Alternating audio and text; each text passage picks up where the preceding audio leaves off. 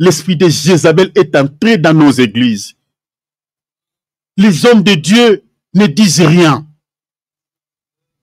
Un ministre de Dieu qui enseigne selon la sainte doctrine doit condamner l'esprit du monde dans l'église. Quand l'esprit du monde entre dans l'église, c'est ça ce qu'on appelle les faits étrangers. Il faut les faire sortir. Rappelez-vous des deux fils d'Aaron. Ils ont été tués par le Seigneur parce qu'ils avaient amené un fait étranger dans les tabernacles. Le Seigneur n'avait pas laissé cette affaire comme il les a frappés. Des sacrificateurs, Dieu les a tués. Si Dieu pouvait agir de la même manière aujourd'hui dans notre temps, beaucoup seraient morts. Beaucoup de serviteurs seraient morts. Beaucoup de traités seraient morts. Les faits étrangers, l'esprit du monde est entré dans l'église. L'esprit de Jézabel est entré dans l'église. Regardez la manière dont les païens s'habillent. Regardez la manière dont les païens se maquillent. Aucune différence avec les filles du Seigneur. Alors que Malachie 3,18, la Bible dit, vous verrez de nouveau la différence. Vous verrez de nouveau la différence entre mes filles et celles du monde. Entre mes fils et ceux du monde. Entre les justes et les méchants. Il faut qu'il y ait la différence. Mais regardez aujourd'hui dans nos assemblées, il n'y a plus la différence. Il n'y a plus la différence. Commençons par les tenues vestimentaires. Commençons par les maquillages, les coiffures. Vous regardez un ministre de Dieu qui se coiffe. Atien Passoula Namoutou. Il a créé une riette dans sa tête. Passoula, un ministre, my God, un serviteur. Oh mon Dieu. Oh mon Dieu. Que le Seigneur nous sauve. La première qualité d'un serviteur de Dieu, un ministre authentique, un ministre fidèle à Dieu, un ministre de Dieu authentique, attaché à la sainte doctrine, il condamne les péchés. Il expose les péchés. Il condamne les péchés dans ses messages, dans ses enseignements, dans ses prédications. Quand il voit la saleté entre dans l'église, quand il voit les sœurs s'habiller mal, quand il voit les frères se comportent mal, ils s'habillent avec des pantalons fashion, des coiffures un peu bizarres. Un ministre de Dieu authentique est une sentinelle. Il ne laissera pas passer cela. Il va faire un message en rapport avec l'état de l'église. Il va faire un message en rapport avec la situation sur laquelle l'église se retrouve. Il va exposer ses péchés. Il va exposer ses mal. C'est ça ce que l'apôtre Paul avait fait à l'église de Rome. L'apôtre Paul, il a regardé l'état de cette église. Il dit, ne vous conformez pas au siècle présent. Ne vous conformez pas au monde. Ne vous conformez pas à ce siècle. L'apôtre Paul, il a donné un enseignement à conformité avec l'état sur lequel l'église de Rome s'est retrouvée. Pourquoi les ministres que nous avons aujourd'hui ne font pas pareil? Si du moins nous sommes bâtis sur les fondements des apôtres, si du moins nous sommes bâtis sur les enseignements purs que les apôtres nous ont transmis, pourquoi on ne prêche pas comme Paul? Bien-aimés, prêcher selon la sainte doctrine, c'est condamner les péchés. Prêcher selon la sainte doctrine, c'est prêcher la repentance. Prêcher selon la sainte doctrine, c'est prêcher la sanctification. Prêcher selon la sainte doctrine, c'est prêcher sur la foi en Dieu. Prêcher selon la sainte doctrine, c'est prêcher l'enlèvement. C'est prêcher l'enfer, le jugement dernier. C'est ça, prêcher selon la sainte doctrine. Et tout ministre de Dieu qui s'écarte de ces enseignements, il est à côté de la plaque. C'est un faux prophète. C'est un faux ministre de Dieu. Commençons par Jean-Baptiste. Il a prêché sur la sainte doctrine. Son message, c'était la repentance. Jean-Baptiste ne prêchait pas comme nous aujourd'hui. Nous aimons changer tout le temps de sujet. 5 secrets du bonheur, comment satisfaire son mari, comment on enseigne la pornographie à l'église. Ils n'ont plus d'autres messages. Ils se sont spécialisés que dans des... Oh mon Dieu, c'est compliqué. Jean-Baptiste n'avait qu'un seul message. Qu'un seul message. Repentez-vous. Repentez-vous, car le royaume des cieux est proche. Où est passé ces messages dans nos assemblées? Où est passé ces messages dans nos églises? C'est ça prêcher selon la sainte doctrine. C'est ça ce qui est dit ici dans 1 Timothée chapitre 1, 3 à 4, 9 à 10. Prêcher selon la sainte doctrine, prêcher la repentance, la sainteté du cœur, la sainteté, la pureté de l'âme. Prêcher l'amour. C'est ça prêcher selon la sainte doctrine. Mais où est passé tous ces messages? Posez-vous la question, pourquoi les ministres de ces temps, les ministres que nous avons aujourd'hui, ne marchent pas sur les traces de leurs aïeux, ne marchent pas sur les traces des apôtres? Jésus notre maître, si vous lisez dans Matthieu 4, 17, il a prêché sur la repentance et sur le royaume. Jésus a prêché. Bien-aimé, lis-moi ça s'il te plaît, mon bien-aimé Philippe. Je sens l'onction de Dieu qui est en train de bouillonner dans mon cœur. Je sens en même temps une colère sainte dans mon esprit. Matthieu chapitre 4, verset 17. Regardez notre maître, l'apôtre Paul dit, soyez mes imitateurs, comme je suis moi-même l'imitateur du Seigneur Jésus-Christ. Notre modèle, c'est Jésus. Dans 1 Corinthiens chapitre 3, verset 10, l'apôtre Paul dit, j'ai déjà jeté les fondements. Et les fondements dont l'apôtre Paul parlait, il dit personne d'autre ne peut poser un autre, à savoir Jésus-Christ, point barre. Il dit le fondement de l'église, c'est Jésus. Le fondement de tout enseignement, c'est Jésus. Le fondement de la sainte doctrine, c'est Jésus. Le fondement de toute prédication, c'est Jésus. Si dans une prédication, on ne voit pas Jésus depuis le début jusqu'à la fin, bien aimé, c'est une fausse doctrine. C'est un faux enseignement. Et celui qui l'annonce, c'est un faux prophète. Il faut récupérer un tel enseignement, jeter ça dans la poubelle. Jésus est le fondement de tout enseignement, de toute exhortation, de toute prédication.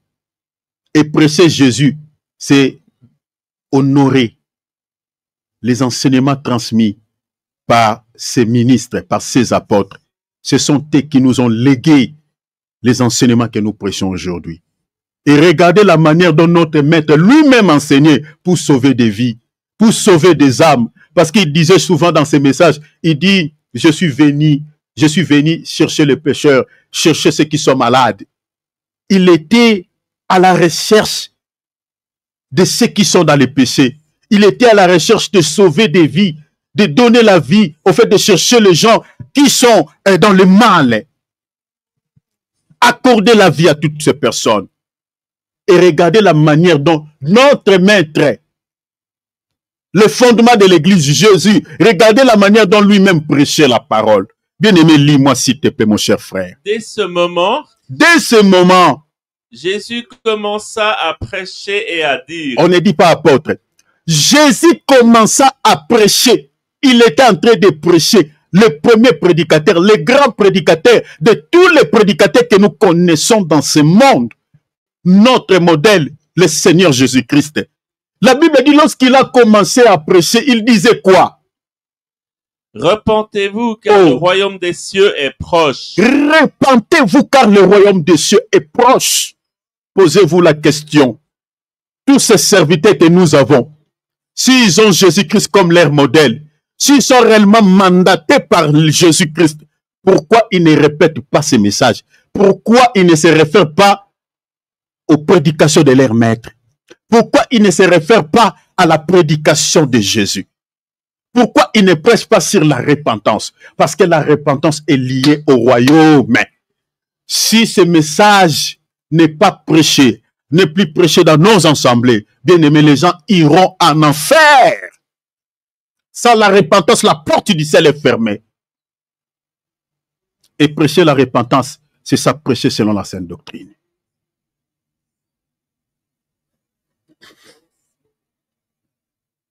La première qualité d'un ministre authentique, il condamne les péchés. Un serviteur de Dieu qui est attaché à la sainte doctrine, il ne caresse pas les péchés. Il condamne les péchés. Il expose les péchés dans ses prédications. Et si vous remarquez un serviteur de Dieu qui n'a pas cette habitude, bien aimés, faisons attention. Je vous donne 2 témoins. Regardez la manière dont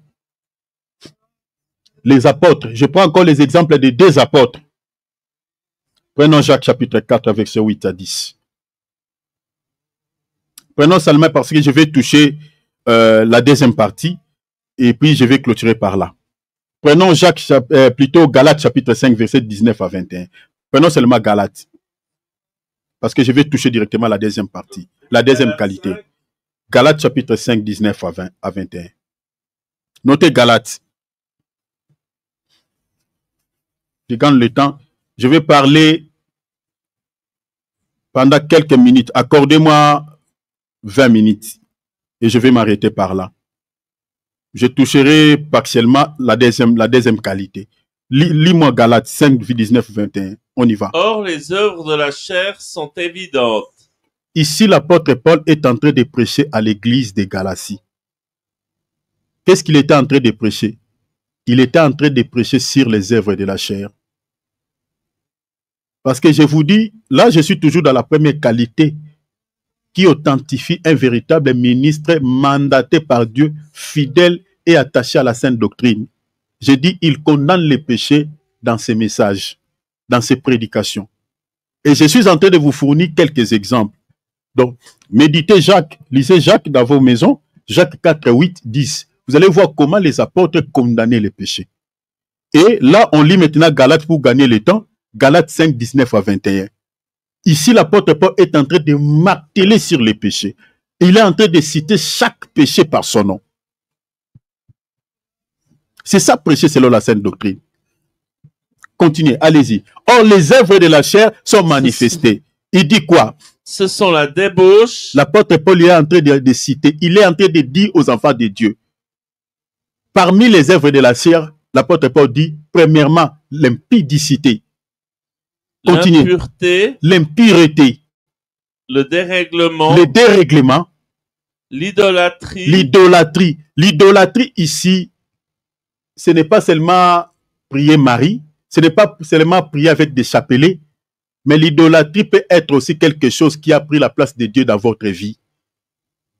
Avant, tu donnais un temps au Seigneur, mais depuis que tu es marié, tu ne pries plus comme avant, tu ne jeûnes plus comme avant. C'est-à-dire, c'est ton mariage qui a pris toutes les places même que tu donnais à Dieu. Nous avons des sœurs qui sont comme ça. Nous avons des frères qui sont comme ça. Quand il était célibataire, il cherchait Dieu à Mangengenge. Il cherchait Dieu dans des jeûnes et prières. Depuis qu'il est marié, il n'a plus le temps. C'est-à-dire, tu es devenu un idolâtre. C'est-à-dire, ton mariage a pris la place de Dieu. Tu es un idolâtre. Tu es pareil avec ceux qui invoquent les statuettes. Ton travail peut aussi devenir une idole. Ton travail peut aussi devenir une idole. C'est-à-dire, tout ce qui prend la place de Dieu dans votre vie, c'est ça l'idolâtrie. C'est ça. C'était juste pour expliquer ça. Faisons attention. Surtout en Europe ici, on a pas mal de raisons. Hein. On a pas mal de raisons. Les gens n'ont plus la vie d'intimité avec le Seigneur à cause de quoi? À cause du travail. Parce qu'il faut payer les factures, il faut payer les maisons. C'est bien. Mes chers enfants de Dieu, si tu as le temps pour d'autres choses, mais faites pareil pour les choses de Dieu. Faites pareil pour la prière. Faites pareil.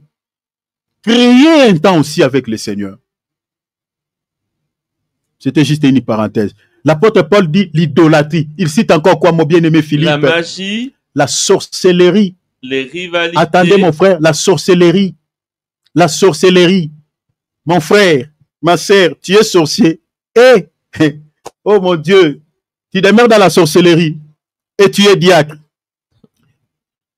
Tu sers le Seigneur dans un département quelconque à l'église locale. Tu es peut-être choriste. C'est toi qui balaye l'église. Et tu penses que voilà, avec ta sorcellerie, personne ne te voit. Laisse-moi te dire, même si Dieu est capable de révéler, de t'exposer, mais le Seigneur t'accorde le temps pour que tu te répandes. Mais si tu ne te répands pas, sachez-le que un jour, tu seras devant lui et il te jugera comme il faut. Parce que tu n'es pas éternel. Tu n'es pas le premier à pratiquer la sorcellerie. D'accord? Il y a des sorciers avant toi. Mais où sont-ils passés? Ils sont morts. Et tu sais, ils sont où? Ils sont où? Luc 16, 19. Tu comprendras là où se trouvent certains sorciers comme toi. Abandonne la sorcellerie. Abandonne la sorcellerie. Abandonne la magie noire. Abandonne la magie blanche. Abandonne l'occultisme. Ça te mènera nulle part. Avec ce petit pouvoir, tu es en train de nuire à la vie des gens. Tu es en train de détruire des milliers de vies. Le Seigneur te détruira comme il faut. Et c'est très bientôt au nom de Jésus si tu ne te répands pas. L'apôtre Paul ici, il était en train de parler sur la sorcellerie à l'église de Galatie.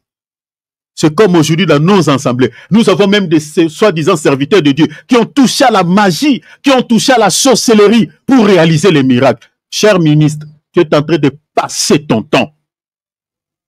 Vous avez l'habitude d'aller souvent en Israël pour aller récupérer la Kabbale. Là-bas aussi, la guerre s'éclate. Allez-y encore.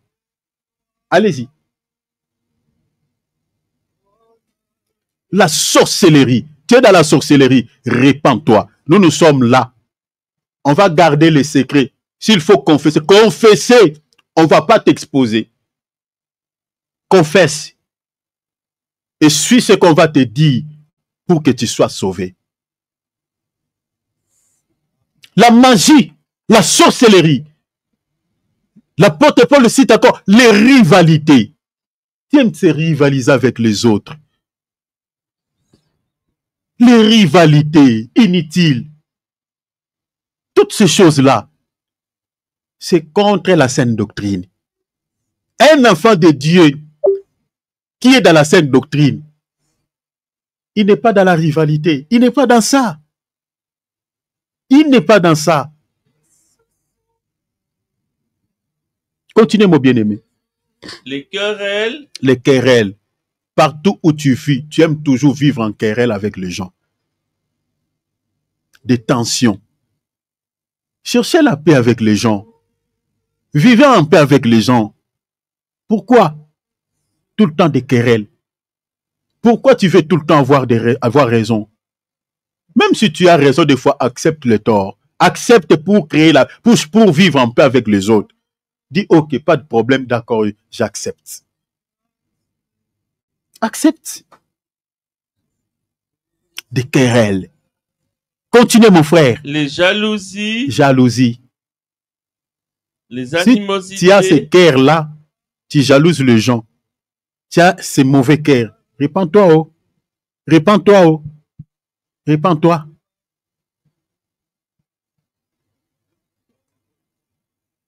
Les animosités. L'animosité, c'est plus fort que la haine. C'est un cœur écrit. Un cœur très amer. Continuez, mon frère. Les disputes. Les disputes. Les divisions. Les divisions. Les sectes. Les sectes. L'envie. L'envie. L'ivrognerie. Hey, les ivrognes. Les excès de table. Excès de table. Et les choses semblables. La liste est non exhaustive. Les choses semblables, c'est-à-dire ce que l'apôtre Paul n'a pas cité. Parce que s'il citait tous les péchés, on n'allait pas avoir une place pour mettre cela.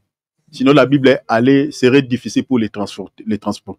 L'apôtre Paul, il a cité ici, il dit la liste est non exhaustive. C'est-à-dire la cigarette. Parce qu'il y a certaines personnes qui disent, dans la Bible, il n'y a nulle part, on fait mention de la cigarette. La cigarette n'est pas mauvaise, donc c'est-à-dire, parce qu'il y a des pasteurs noirs, hein? Ah, que Dieu nous sauve. Nous avons des soi-disant ministres de Dieu, mais qui sont des fumeurs de chanvre. Hey, on dit, oh, les noix, ce n'est pas un péché, et toi, tu ne manges pas les légumes. Tu sais que les noix, ça vient c'est les légumes.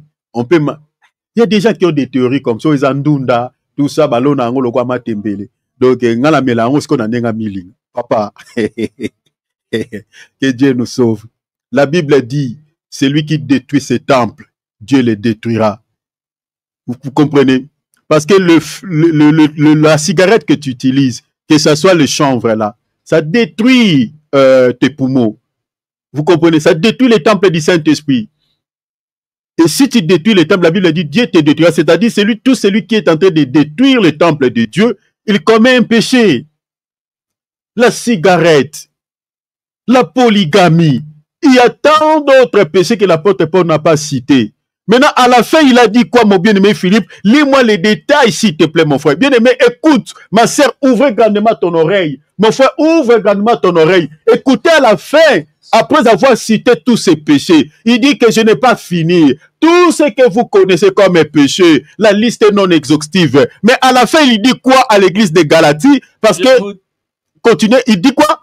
Je vous dis d'avance, comme je l'ai déjà dit. Ce n'est pas la première fois que l'apôtre Paul il avait donné cet enseignement. Est-ce que vous... Attendez, mon bien-aimé, je vais commenter un tout petit peu. Ce n'est pas la première fois. Il dit, je vous dis d'avance comme je l'avais déjà fait. Donc vous comprenez que les apôtres avaient l'habitude de prêcher aux enfants de Dieu sur l'abandon du péché. Il m'attelait sur les péchés. C'est ça ce qu'il dit ici. Il dit, je vous dis d'avance, comme je l'ai déjà dit.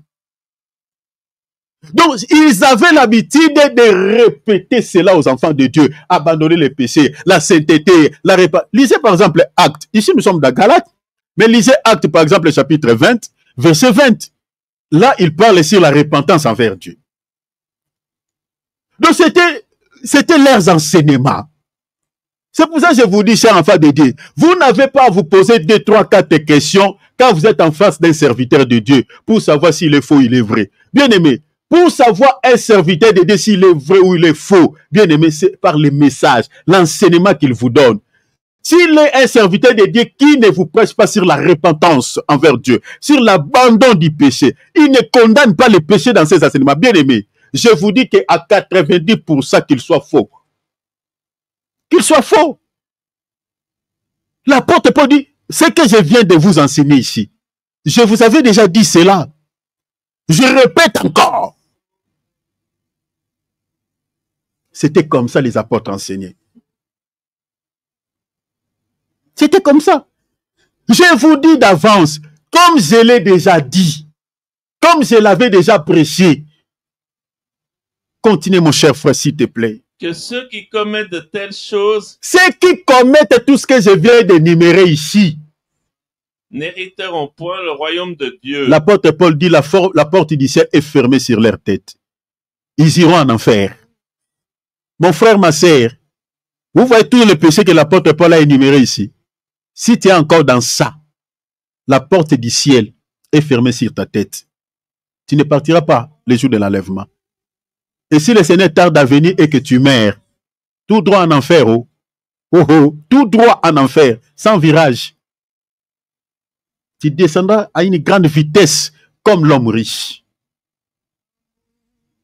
C'est ça en fait la vérité.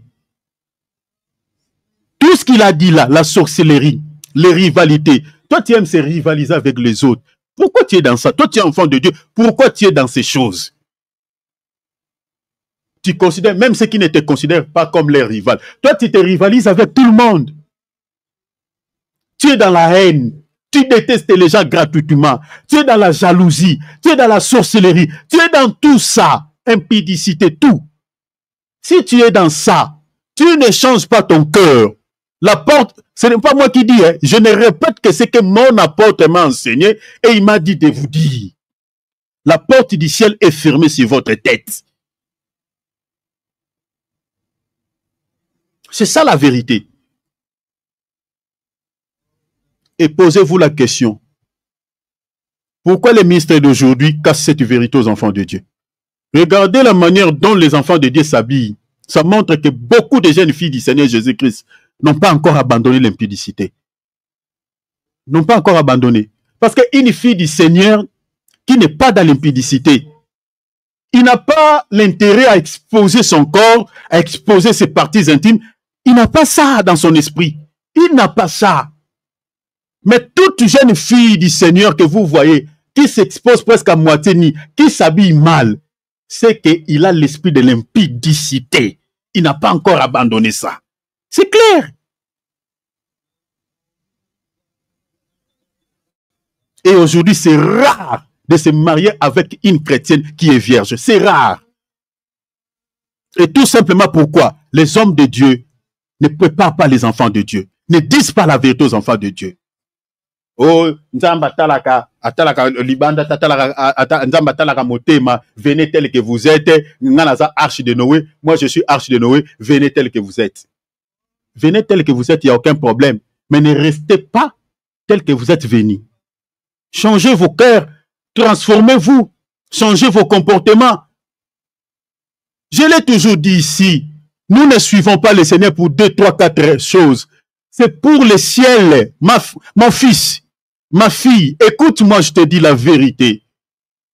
Nous ne suivons pas le Seigneur pour plusieurs choses. C'est pour le ciel. Et si vous voulez hériter le ciel, voilà ce que l'apôtre Paul dit. Il faut abandonner ses péchés. Il faut abandonner.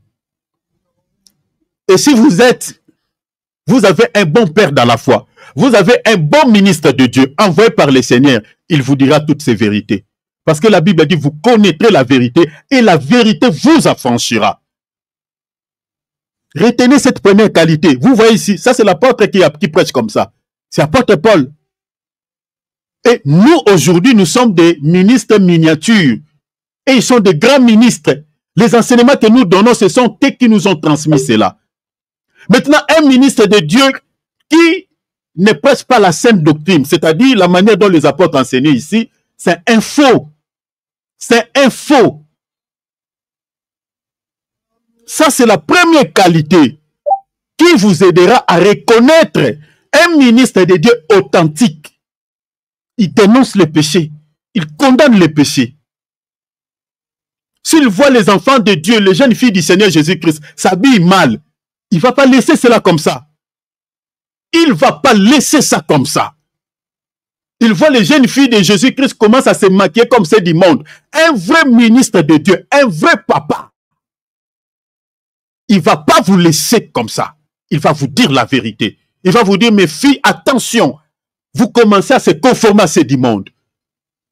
Changez votre manière de s'habiller. Changez votre manière de se maquiller. Attention! Mais regardez tous ces ministres que nous avons. Ils préfèrent même manger leurs propres brebis. Qui sortent avec leurs fidèles. Des maudits. Des maudits.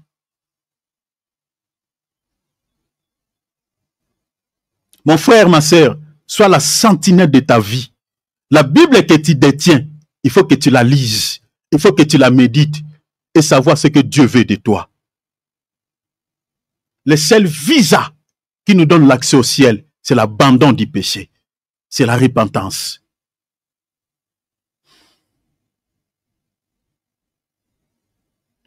Je crois que mon minute est épuisée. Mais notez la deuxième qualité. On parlera dimanche, demain, par la grâce de Dieu. Notez la deuxième qualité. Notez sur vos calepins. C'est là où on va commencer. Je m'arrête ici. La deuxième qualité. Mais déjà la première qualité que je vous ai donnée là. Si vous le voyez déjà un serviteur de Dieu, c'est déjà bon. C'est déjà bon, c'est déjà bon. Alors notez la deuxième qualité. La deuxième qualité d'un véritable ministre de Dieu, fidèle et attaché à la sainte doctrine, et qu'il prêche. Notez. Et qu'il prêche sur quoi?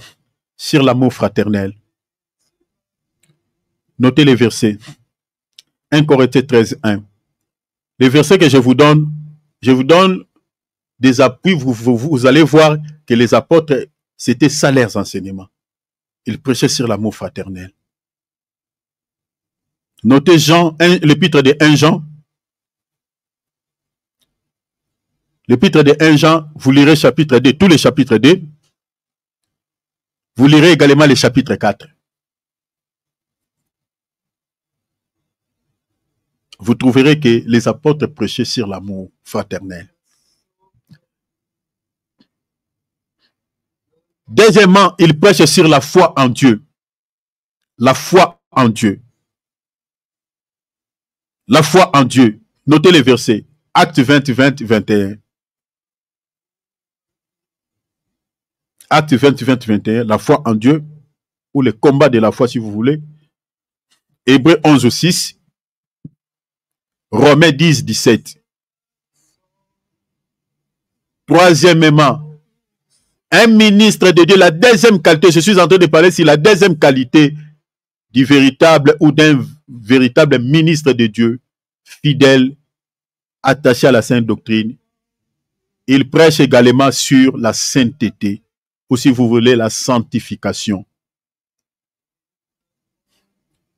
Selon l'épître de 1 Pierre chapitre 1, 14 à 16.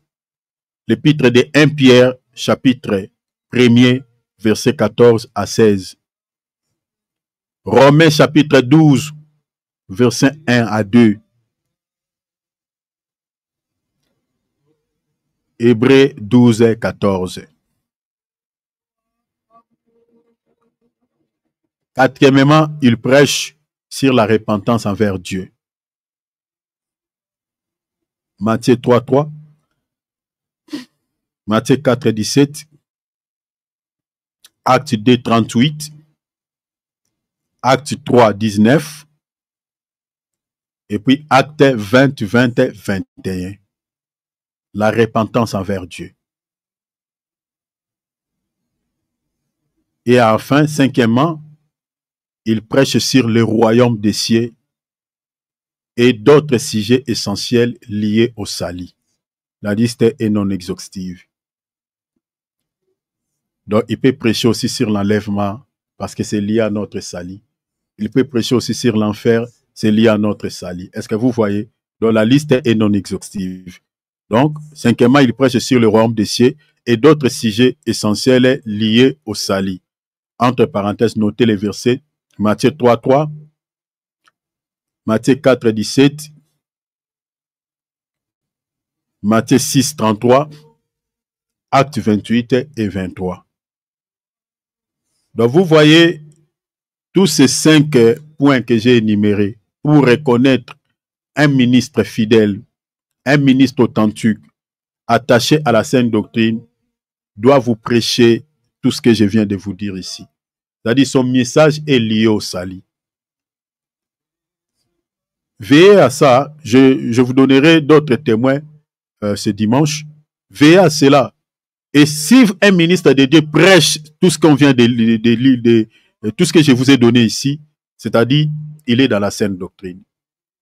Donc, un ministre de Dieu qui prêche sur l'amour fraternel, un ministre de Dieu qui prêche sur la foi en Dieu ou le combat de la foi, un ministre de Dieu qui prêche sur la sanctification ou la sainteté, il prêche sur la repentance, le royaume des cieux, et d'autres sujets essentiels liés, par exemple, au salut, comme l'enlèvement, voilà, tout ça, les prophéties, tout ça sur les signes du temps de la fin. Toutes ces choses-là, c'est un ministre authentique. C'est-à-dire, tout ce qu'il prêche, il est dans la sainte doctrine. Mais si vous ne voyez pas tout ce qu'on vient de dire chez un ministre de Dieu, dans son message, vous ne voyez pas tout ce qu'on vient de dire, bien aimé, c'est un envoyé du diable. Ouvrons nos micros, nous allons prier. Demande à Dieu, s'il vous plaît, ouvrons nos micros, WhatsApp, prions le Seigneur. Demande à Dieu que le Seigneur puisse t'aider. À la manière dont tu as compris cet enseignement, à la manière dont Dieu t'a parlé, demande la grâce de Dieu. Je ne sais pas là où tu pries actuellement. Je ne sais pas l'église que tu fréquentes. Mais si le pasteur de cette église-là ne se confond pas à la sainte doctrine, cher enfant de Dieu, attention. Attention. Ne joue pas avec ton salut. Prie le Seigneur qu'il te montre là où tu peux prier, où on prêche la sainte doctrine. Demande à Dieu la Bible que tu détiens, que tu la lises. Parce que si tu as la connaissance de la parole de Dieu, tu ne peux pas être tombé entre les mains des faux prophètes. Tu ne peux pas être entraîné par les fausses doctrines. Demande aussi à Dieu qui te donne la connaissance de la parole. Quand tu lis la Bible, que tu la comprennes. Donc, prie à la manière dont tu as compris, là où Dieu t'a parlé. Si tu sais que tu vis dans le péché, dans ton cœur, tu sais que toi, tu n'as pas encore abandonné ceci. Tu n'as pas encore abandonné cela. Demande à Dieu qui t'aide de pouvoir abandonner tout ce qui est péché. Sinon, tu rateras le ciel, comme l'apôtre Paul l'a enseigné. Prions. Mais si tu n'es pas fort spirituellement, Beaucoup de choses, même sur le plan physique, seront bloquées dans votre vie. Je vous dis la vérité. Retenez ça. Si tu n'es pas fort spirituellement, je reprends. Il y a des choses, même sur le plan physique, qui seront bloquées. Parce que le monde physique est commandé au monde spirituel. C'est le monde des esprits qui dirige le monde auquel nous vivons. Les échecs, la réussite, le succès, la victoire ou la défaite tirent son origine du monde des esprits. Quand vous voyez quelqu'un échouer physiquement, l'échec que vous constatez sur le plan physique tire son origine dans la spiritualité. Bien aimé, si sur le plan spirituel, tu as déjà échoué, tu as des échecs, c'est ça ce qui va se matérialiser même sur le plan physique. Si sur le plan spirituel, tu as déjà été vaincu par le diable, même physiquement, tu seras vaincu par les sorciers. Si tu veux être fort spirituellement, sois quelqu'un qui est fort dans la prière, sois quelqu'un qui sait faire des disciplines, qui peut se priver de la nourriture un temps pour s'évacuer à la prière. Sois quelqu'un qui marche dans la crainte de notre Seigneur. Parce que tel que nous sommes là, les esprits connaissent nos identités sur les plans spirituels. Si tu es faible spirituellement ou tu es fort, les démons sauront. Ils sauront. Voilà pourquoi tu dois être quelqu'un qui marche dans la crainte de Dieu. Tu dois être quelqu'un qui prie beaucoup, qui jeûne, pour que tu réussisses même sur les plans physiques dans certains domaines. Alors prie. Si tu es dans le sommeil spirituel, tu as du mal à jeûner, demande l'aide de Dieu. Seigneur, aide-moi à jeûner. Seigneur, aide-moi à faire même des 24 heures, des 6-18. Aide-moi à être fort dans des jeûnes et prières. Aide-moi, Seigneur, à être fort dans des disciplines. Seigneur, je veux être fort spirituellement. Demande à Dieu la vie des prières, qui te donne l'onction des prières. Et les péchés chéris que tu n'arrives pas à abandonner. Que le Saint-Esprit sème dans ton cœur la haine du mal, la haine de ces péchés. Tu sais, cher enfant de Dieu, dans ta vie, il y a des choses que tu as détestées. Regarde bien dans ta vie, il y a des choses que tu utilisais avant, aujourd'hui tu ne les utilises plus. Il y a des gens que tu côtoies, tu ne les côtoies plus. Il y a des choses que tu as détestées dans votre vie. Le Seigneur peut s'aimer dans ton cœur aussi la haine du mal. Tu peux détester aussi ce péché chéri. Alors prie le Seigneur. Demande cela à ton Dieu. Et remettons